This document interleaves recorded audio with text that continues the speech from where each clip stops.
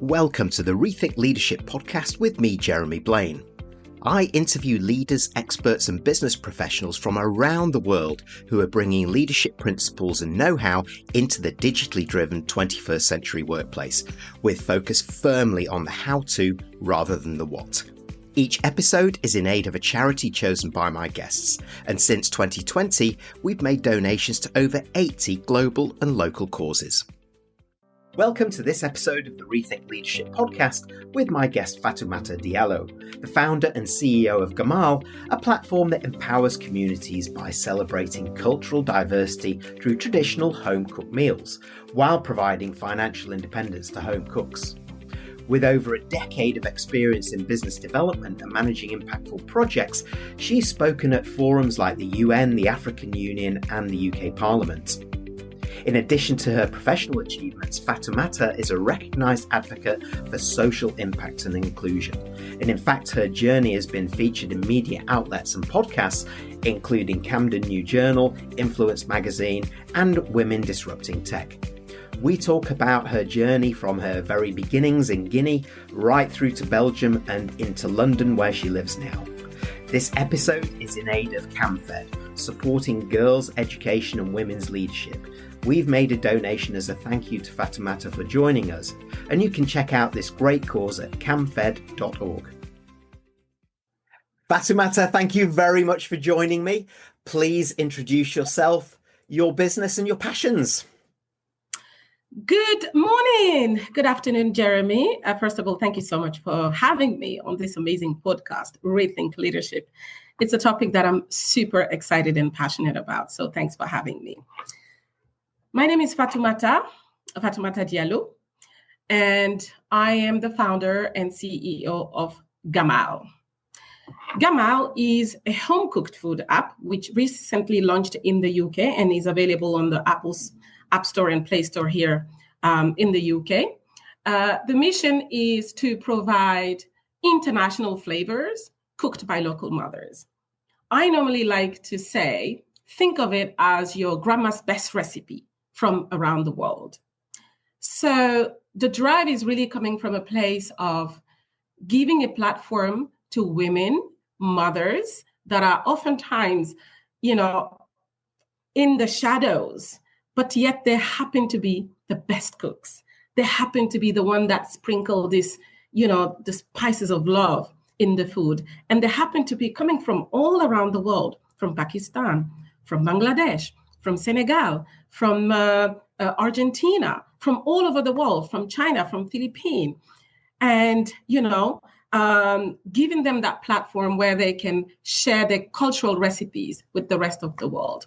That's what Gamaal is about. And that's the mission that I am on at the moment. Great. That sounds great. I really like that. The international flavors by global mothers.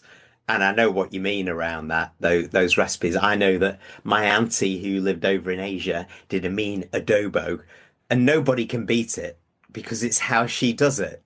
Yeah. Isn't it? And that's, I guess, at the heart of your business. That is really what it is. And you really do feel this special signature coming from that person. You feel the love of that person into the food. You really feel the intention that they put into it. And I want to say, you really feel the part of their story into the food. It's so much more than food, actually. It's like you're really being transported into the world of this wonderful human being, into the culture of this wonderful human being. There's a real dialogue happening there, and it is so beautiful. Well, talking about wonderful human beings, he said, segueing beautifully into the next question, let's talk about you. And let's go back to your childhood and how you grew up, because I know that you overcame some challenges, grasped opportunities to kind of where you are today. How did that shape your journey? Okay, so that's a brilliant question. And I think to understand this, we really want to go back a little bit into my childhood. And I was born in Guinea-Conakry, which is a Francophone country in West Africa. So most people don't know where it is, but it's where you have Morocco and then you have Senegal, and next to Senegal, you have Guinea. That's where I was born. I'm the first of six. And when I was 3 or 4 years old, I was sent to the village to live with my grandmother. And so, at such a young age, I was separated with my mom, my dad, and my younger sister that came after me. And so I was sent to a different environment. I was in the village. And but there's something that I really learned being next to my grandmother is all the love that she gave me. She was really this lady within the village. She was the epicenter of the village. She was filled of kindness. She had lands and hectares of all kinds of fruits and trees and vegetables. And anybody that would pass by, they would walk away with something. They would walk away with a gift. They would walk away with a bunch of bananas, a bunch of freshly grown avocados or mangoes or anything she could give them. And so she was that person that everybody could relate to, that everybody could receive some attention and love and care from. So, from a young age to have access to such a character, it really shapes me as a person, because today everything that I do, it starts from that place of kindness, of care, of service, of love. And that's what humanity needs at the core, at the most. So that's me, for, probably from 3 to 7 years old. And then at some point, I come back to the city to live with my mom. But that's quite short-lived, because after a year, she moved to Belgium with my little sister. So my dad had traveled to Belgium, and he managed to settle. And with some saving, he could only afford to bring my mom and my little sister at that time. And although I was, just starting to rediscover who my mom is, and also get to know my little sister and having so much love for her, but yet we are separated again. And I have to live with family, extended family, but that's my mom's sister. I am under her custody. And again, the second most important character in my life. So it is this older sister of my mom.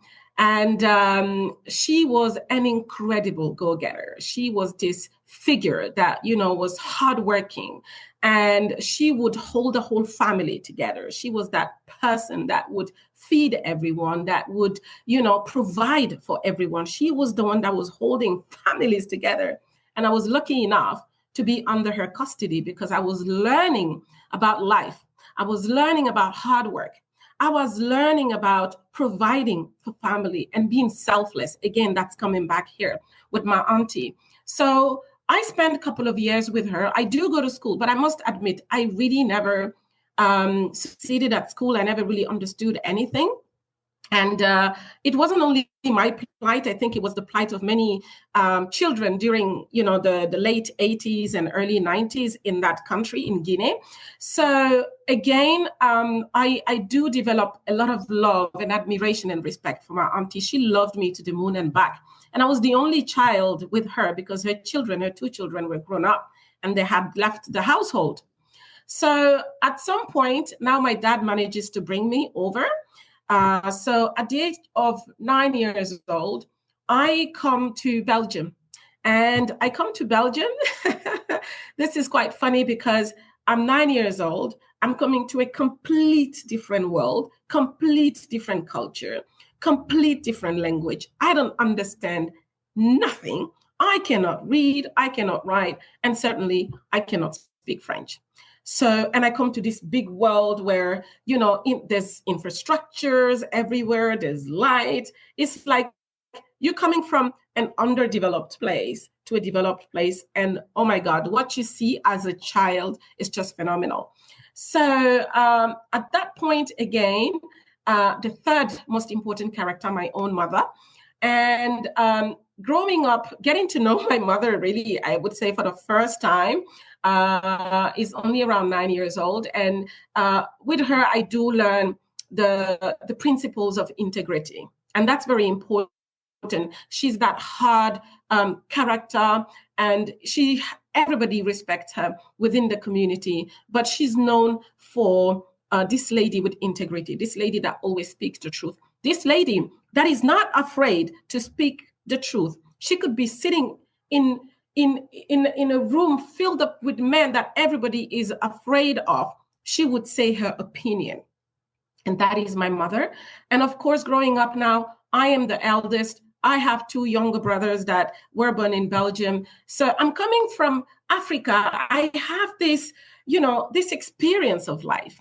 I understand my role as an older sister. I'm almost like the second mother of the household. So I do play that role of almost the mother. I do take care of my siblings. So pretty young, I have that role of leadership, and I really never complain. I take it as an opportunity, and I have a duty to serve, and I have a duty to make life easy for my mom and my siblings. So this is me growing up in Belgium and adapting, having to adapt real quick. But there's a shift that happens at some point, is that I really understand the chance that I have. And I really do understand the opportunity that I have.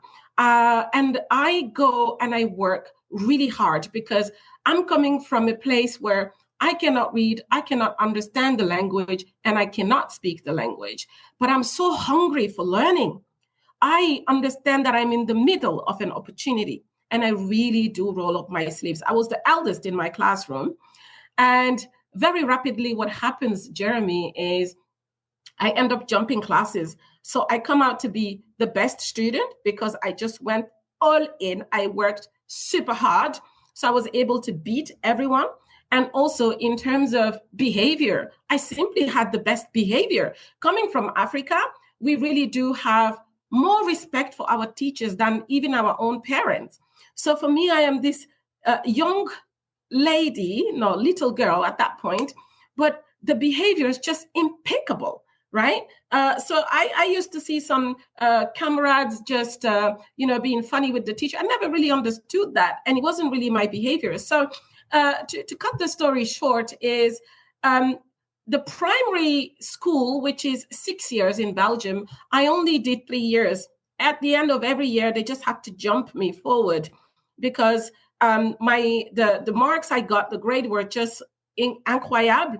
And then also the behavior. So they felt, let's move her up. So in the end, when I finished my secondary school, I had all the delay that I had.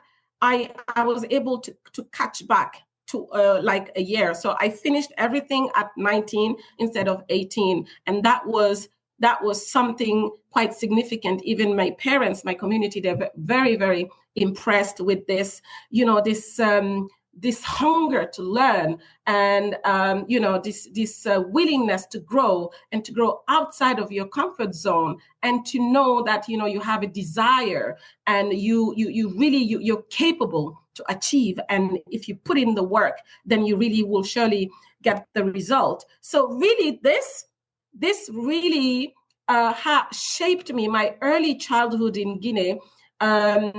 Having lived with multiple great figures and role models, and moving into Belgium, change of culture, and also, all the little bits and pieces that I do have a chance to experience, all leads me to kind of the journey that I am on today. What I didn't mention is that when I was 19, I moved to the UK. I pursued my bachelor's degree here in international relations, very curious about geopolitics, about the world, about leadership, and about the bigger the agenda, the more I'm excited.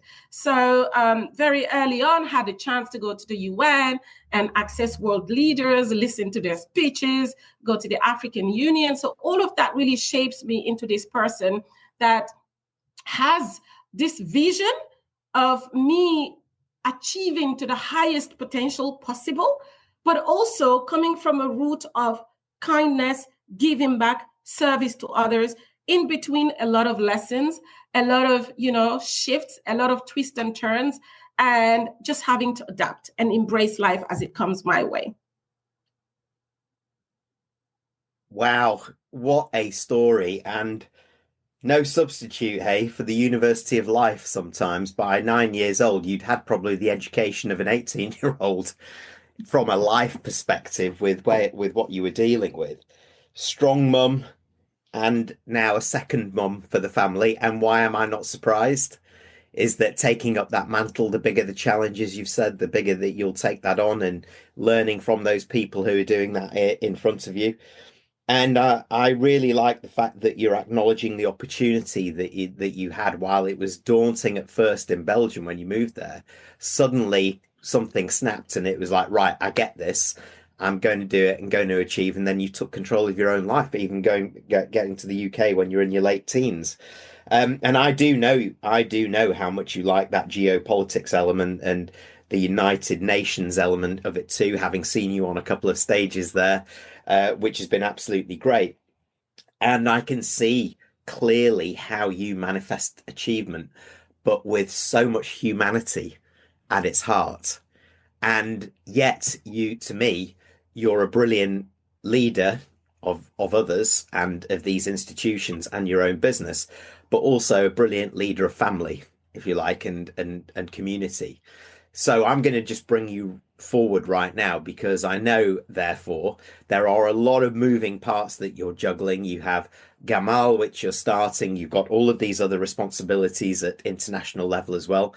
So how do you get all of those? How do you deal with them as, if you like, from your self-leadership point of view, and how do you drive them forward? Thank you very much, Jeremy. And before I answer the question, I just want to give you a little bit of context on how I came to discover my calling for Gamaal. And that's very, very important. We need to cover that a little bit. And then, of course, I can share a bit more on handling the different moving parts.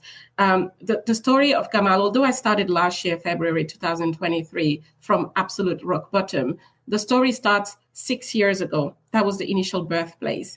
And it's me studying for my master's degree and juggling 2 part-time jobs. And I think so many people can relate when you have one job as a student or, as an adult, and you feel you just want that extra cash at the end of the month. And for me, I came across cleaning through this new concept. It was an app that will send you some offers and you accept or decline based on your availability. I thought, how wonderful is that? So I just got on with it, did a really good job. But I remembered one day being really overambitious, took 3 clients. At the end of the day, that's 9 hours gone. And come back home completely exhausted, frustrated, tired, and upset with myself. It was like, quite late in the afternoon, and I have to cook dinner for my family. And I walk in the kitchen, I prepare all the ingredients. I'm so tired. I've already been killing myself for 9 long hours, and now I have to cook again. And I remember, I will never forget that moment in my life, is I asked myself a silly question. Why am I doing this? For the first time, I asked myself that question. Why am I cleaning for these people? Why?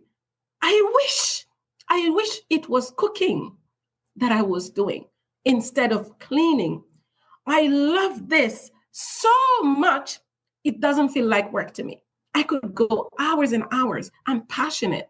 And the moment I said that, it's just a magical moment. Because the moment I said this, I'm like, oh my God, Fatoumata, wait, you can create a platform that would connect.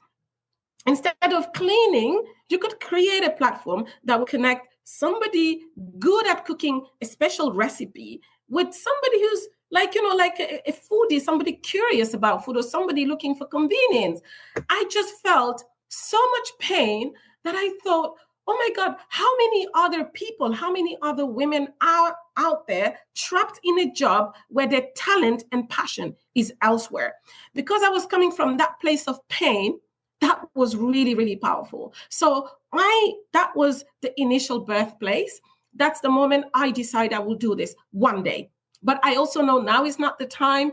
I convinced myself I need to know it all, to have all the money, all the resources. So I really don't get to start until I am under arrest. And being under arrest, and I think that's a very, very important point here, because we sometimes we know what we have to do. We know where our passion is, but for some reason, we never take action. So for me, I kept on ignoring it. I locked it in the drawer, and I went to start my career in the corporate world. I went to work for Duke Corporate Education, which you know very well. And then COVID hits, I'm made redundant. So when I'm made redundant, I'm like, maybe it's the time to go back to this idea that I had. But life throws more challenges on me. Is that within 3 months after that, I have a divorce and I have a 7-year-old. And now there's no more homes. So we're facing homelessness. So this is a critical situation that I find myself within such a short period of time, job insecure, housing insecure, food insecure, everything insecure. And whatever I knew up to that point had not prepared me for what was in front of me. I didn't know the housing fight. I simply didn't know that. So for me, for a whole year and a half, was going through that transition, fighting with the housing, demanding for my rights, and having a young child to care for and be there for and give him the love and attention and affection possible. Eventually go back to work, take 2 jobs. But the final wake-up call happened February 2023 when I lost my job again. That was it. That was the most painful moment in my journey so far. I was coming from a place where I'm like, you know what, this housing situation has been dragging for long. I'm tired. It looks like, you're trapped in that system. You know what? I'm going to take the ownership of this. I'm going to go work hard, save, move myself out of this with my son. That was the goal, but it didn't happen like that. It just suddenly gone. I remember crying and being so frustrated. And I recognized a pattern. I said, this is the second time it's happening to me. What's next? At the moment I say, what's next? For me, that was it. That's the moment I understood that there's no perfect conditions. All this time I was waiting for the perfect conditions. And that's the moment I realized this idea that you have, you got to pick it up and do it now. It's now or never. It's a do or die. You're not going to run away from it, because I really felt like I was under arrest. I felt like everything shattered, so I could wake up and take it and run with it.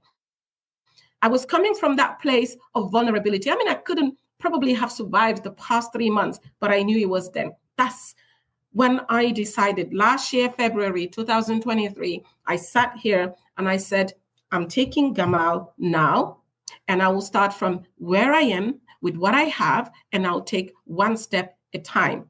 That decision, February 2023, 1 year down the line, coming from a place of total vulnerability, not probably being able to survive 3 months down the line, is that today, with all the, the twists and turns, all the lessons, so to kind of summarize that, is today we have an app that is available on Play Store and App Store. We went through all the phases. We went through the phases of developing the MVP, putting a board together, having a small team of international freelancers, and doing a beta, finding a second second team of developers, and doing a launch in Camden, having the mayor to come and support us, taking the app into Play Store and App Store. Can I just say a word? It's not easy. You don't get there the first time. You don't even get there the third time.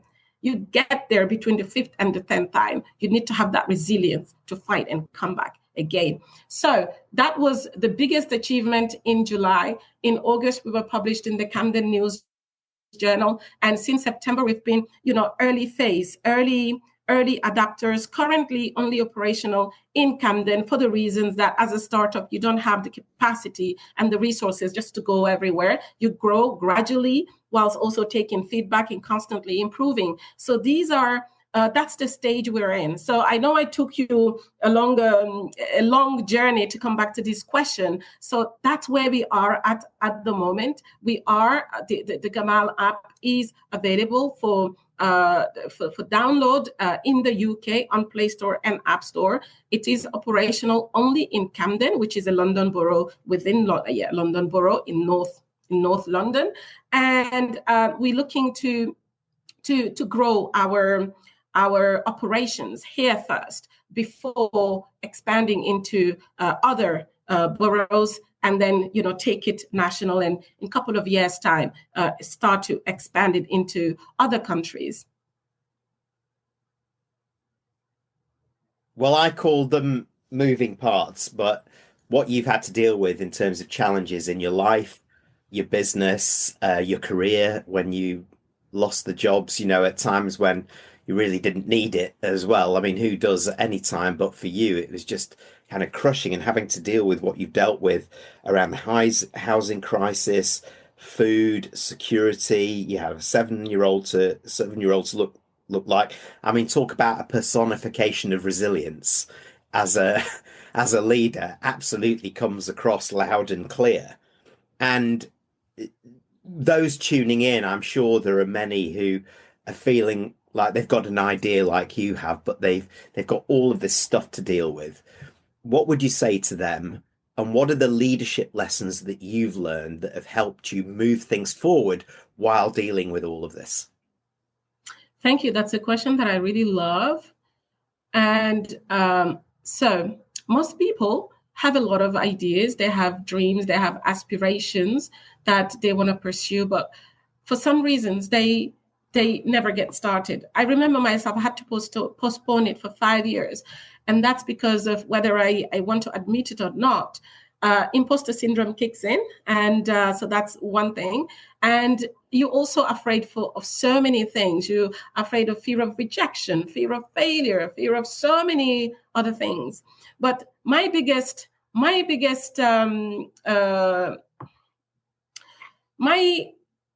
okay, so right now I'm thinking in French, but ultimately, the thing that really helped me make that leap was the fact that I was sitting in rock bottom. I was coming from a place of total darkness. I was coming from a place where I had lost everything.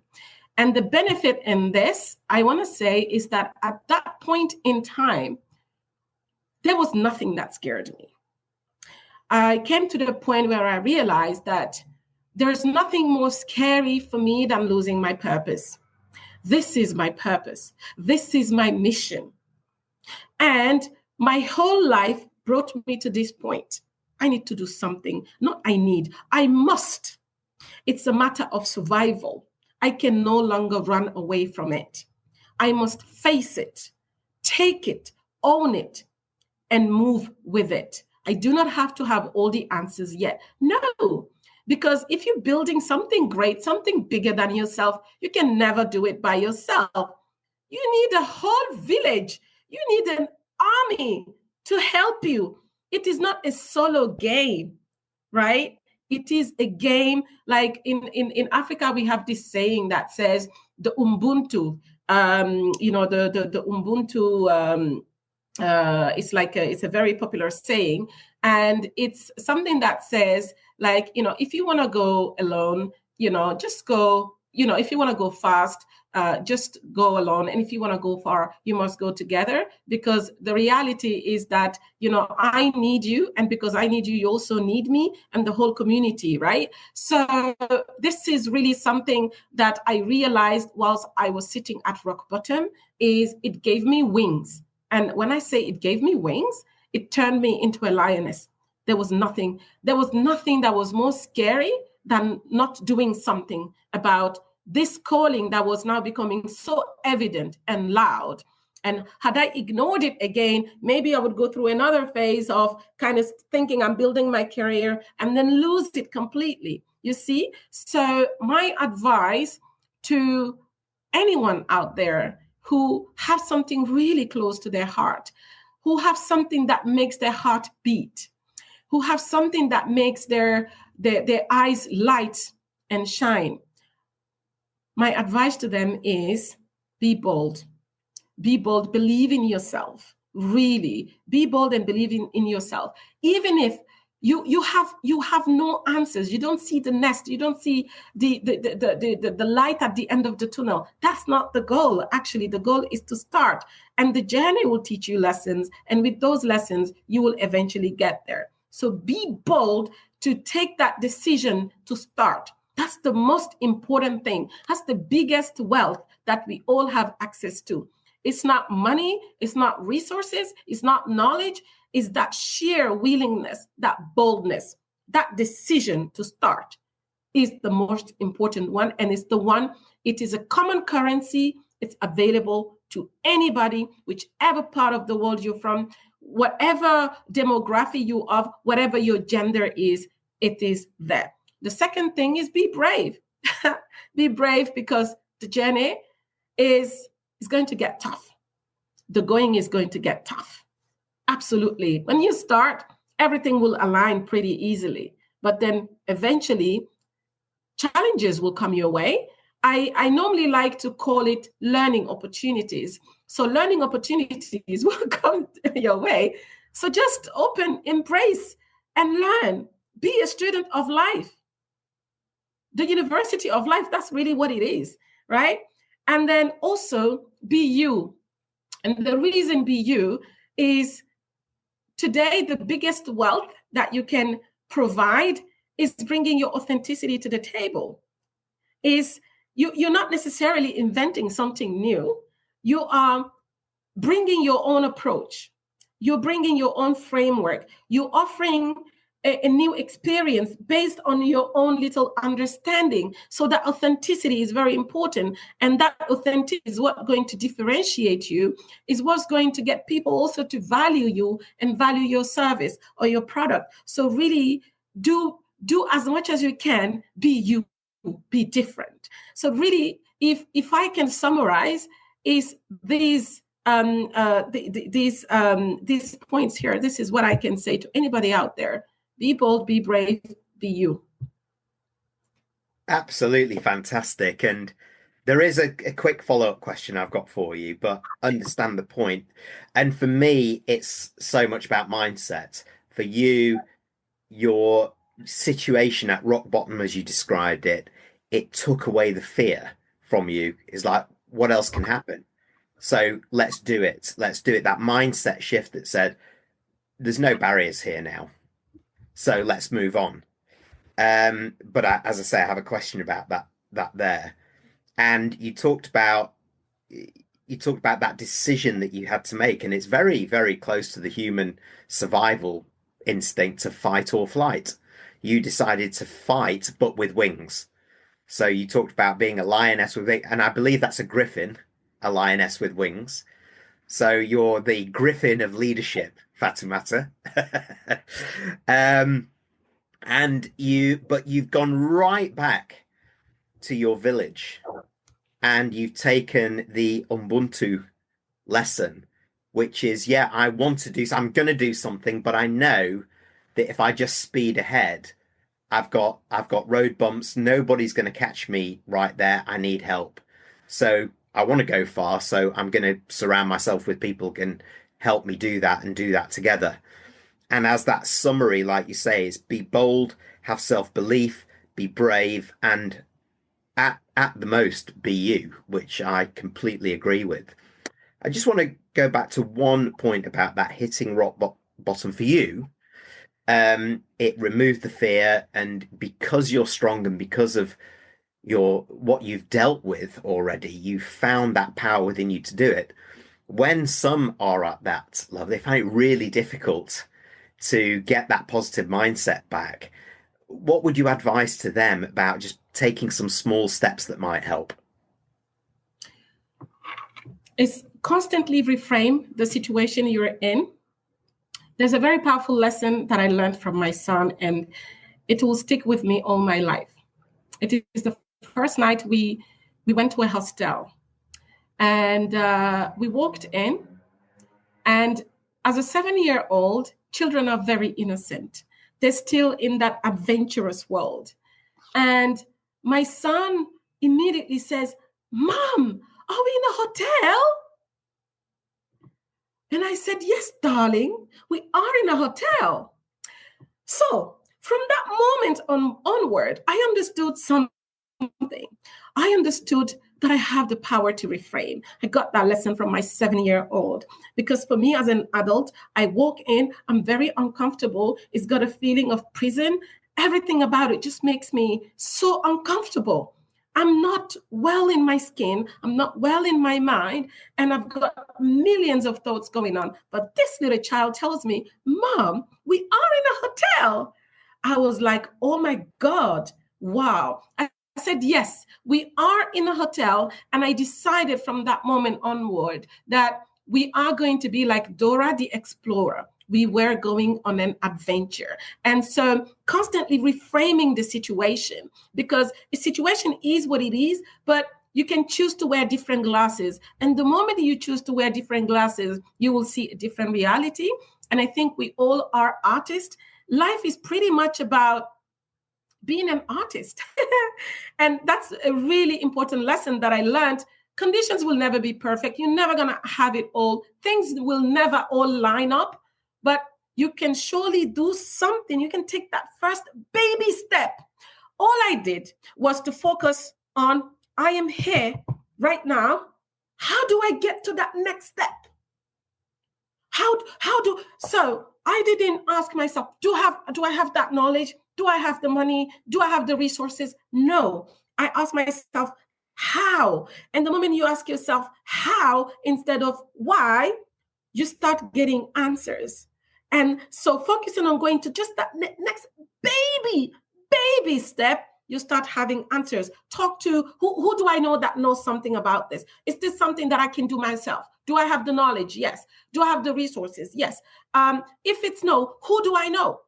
And then, somebody else around you may have the solution. Somebody else around you may have the contact.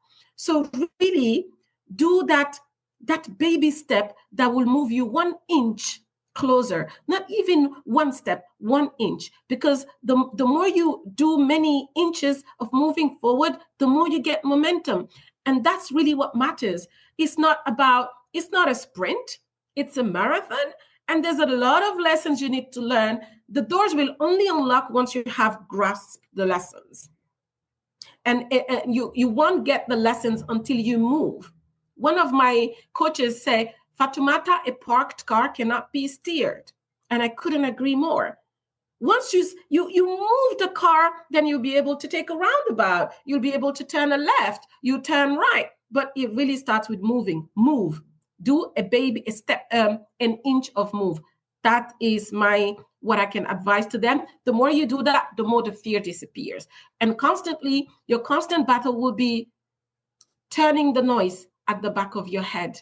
That will be your constant. As long as you will leave, you will have that there. You just have to turn it into your friend, your best friend.